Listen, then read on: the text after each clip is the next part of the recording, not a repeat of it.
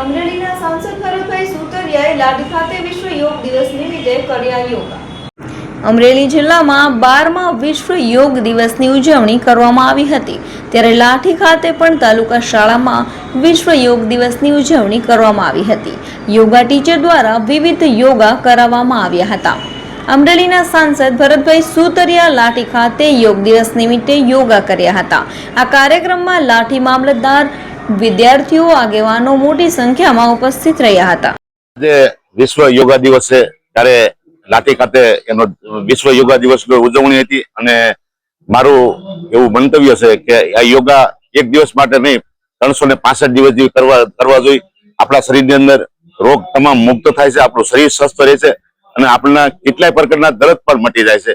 આજે અહીંયા કેટલા લોકો યોગા કર્યા અને ટ્રેનિંગ લીધી અને શીખ્યા।